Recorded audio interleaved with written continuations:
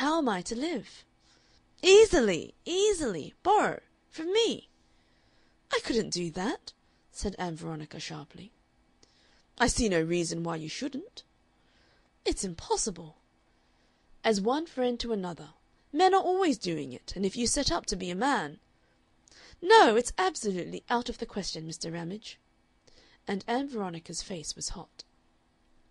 Ramage pursed his rather loose lips and shrugged his shoulders, with his eyes fixed steadily upon her. "Well, anyhow, I don't see the force of your objection, you know. That's my advice to you. Here I am. Consider you've got resources deposited with me. Perhaps at the first blush it strikes you as odd. People are brought up to be so shy about money, as though it were indelicate. It's just a sort of shyness. But here I am to draw upon.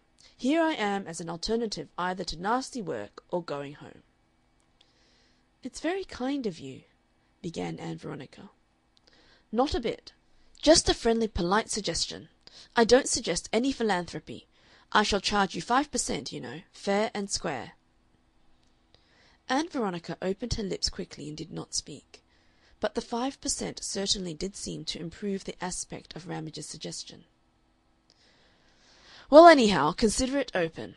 He dabbed with his paper weight again and spoke in an entirely indifferent tone. "And now tell me, please, how you eloped from Morningside Park. How did you get your luggage out of the house? Wasn't it rather in some respects rather a lark? It's one of my regrets for my lost youth. I never ran away from anywhere with anybody anywhen. And now I suppose I should be considered too old. I don't feel it. Didn't you feel rather eventful in the train, coming up to Waterloo?"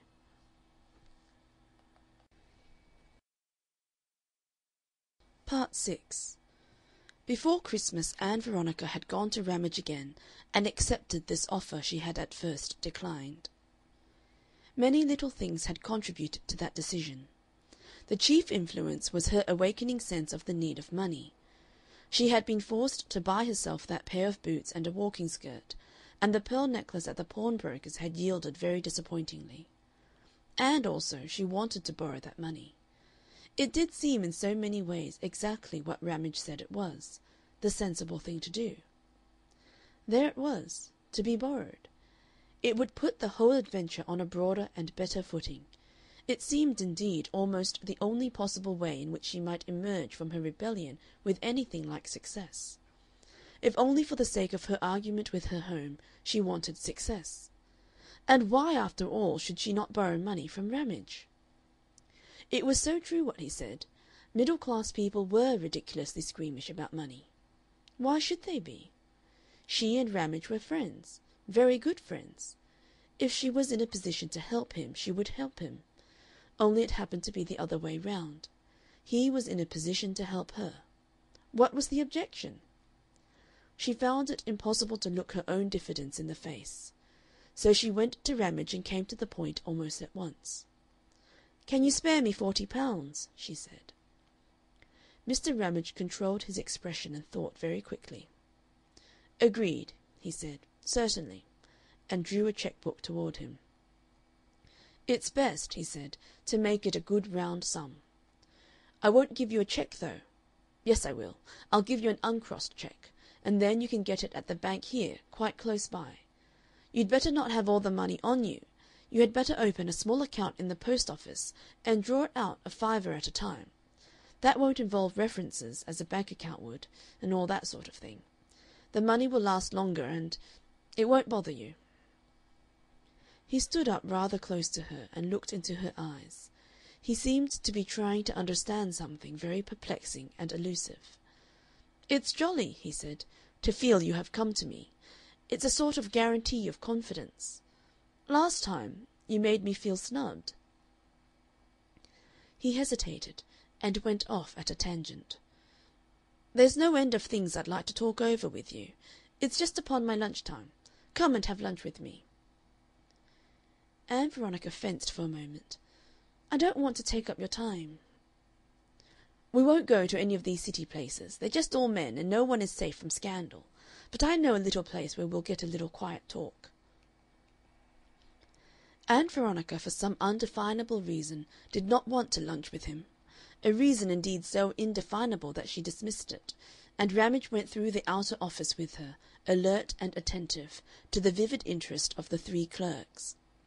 The three clerks fought for the only window, and saw her whisked into a hansom. Their subsequent conversation is outside the scope of our story.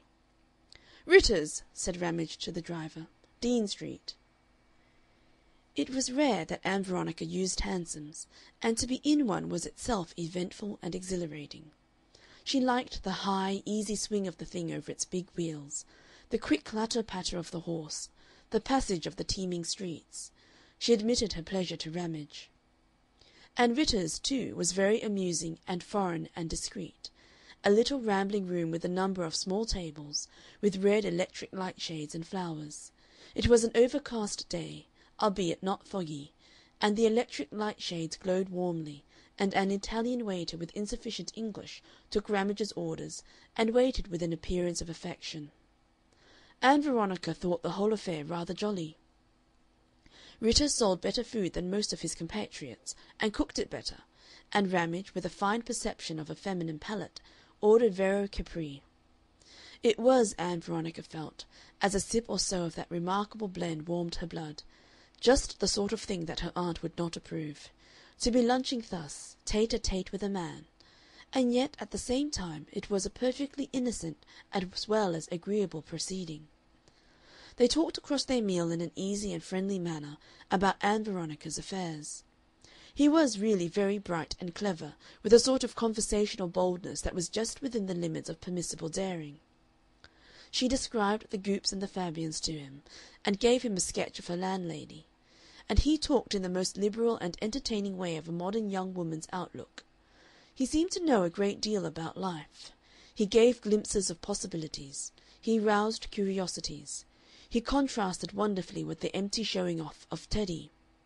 His friendship seemed a thing worth having. But when she was thinking it over in her room that evening, vague and baffling doubts came drifting across this conviction. She doubted how she stood toward him, and what the restrained gleam on his face might signify. She felt that perhaps, in her desire to play an adequate part in the conversation, she had talked rather more freely than she ought to have done, and given him a wrong impression of herself. Part 7. That was 2 days before Christmas Eve. The next morning came a compact letter from her father. "My dear daughter," it ran, "here, on the verge of the season of forgiveness, I hold out a last hand to you in the hope of a reconciliation. I ask you, although it is not my place to ask you, to return home. This roof is still open to you. You will not be taunted if you return, and everything that can be done will be done to make you happy. Indeed, I must implore you to return. This adventure of yours has gone on altogether too long. It has become a serious distress to both your aunt and myself. We fail altogether to understand your motives in doing what you are doing, or, indeed, how you are managing to do it, or what you are managing on. If you will think only of one trifling aspect, the inconvenience it must be to us to explain your absence, I think you may begin to realize what it all means for us. I need hardly say that your aunt joins with me very heartily in this request. Please come home. You will not find me unreasonable with you. Your affectionate father." Ann Veronica sat over her fire with her father's note in her hand. "Queer letter he writes," she said. "I suppose most people's letters are queer. Roof open, like a Noah's Ark.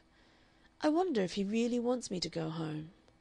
It's odd how little I know of him, and of how he feels and what he feels. I wonder how he treated Gwen." Her mind drifted into a speculation about her sister. "I ought to look up Gwen," she said. "I wonder what happened."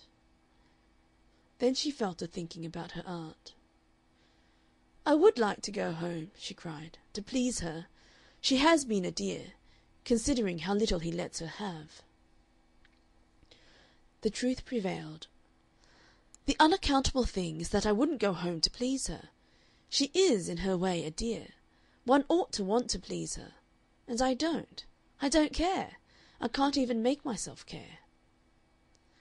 Presently, as if for comparison with her father's letter, She got out Ramage's check from the box that contained